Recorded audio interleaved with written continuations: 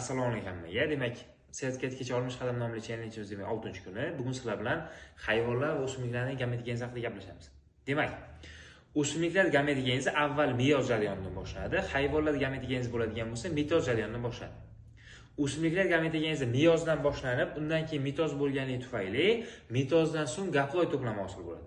Hayvonlar gametogenezi bo'ladigan bo'lsa, avval mitoz, keyin meyoz bo'lganligi tufayli mitozdan so'ng diploid to'plami hosil bo'ladi. Demak, mitozdan so'ng diploid to'plami hosil bo'ladigan bo'lsa, bu hayvonlarga tegishli, mitozdan so'ng gaploid to'plami hosil bo'ladigan bo'lsa, bu o'simliklarga tegishli bo'ladi. Undan keyingi farqi, eng ko'p ta'minlaydigan tushadigan savol, meyozdan so'ng hosil bo'lgan hujayralarni, mitozdan so'ng hosil bo'lgan hujayralarni toping deydi. Hozir sizlar bilan shu testni ko'ramiz. Undan oldin aytaman sizlarga, meyoz natijasida hosil bo'lgan hujayralar o'simliklar gametogenezi faqatgina ikkita. Birinchisi megaspora, ikkinchisi mikrospora. Megaspora va megaspora bilan mikrospora ikkalasi faqatgina meyoz bo'linishdan hosil bo'ladi. Qolgan hamma hujayralar o'simliklardan mitoz bo'linishdan hosil bo'ladi. Masalan, spermiya qanaqa bo'linishdan hosil bo'ldi? Mitoz bo'linishdan. Vegetativ hujayralar qanaqa bo'linishdan hosil bo'ldi? Mitoz bo'linishdan. Generativ hujayralar, u ham mitoz, chaynaychasi, u ham mitoz.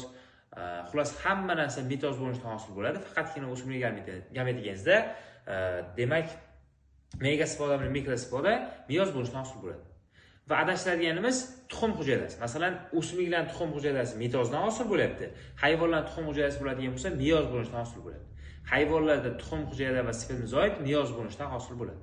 Shu narsani bilib olsak, testda ham sizlar bilan osonroq natija ko'rsatamiz.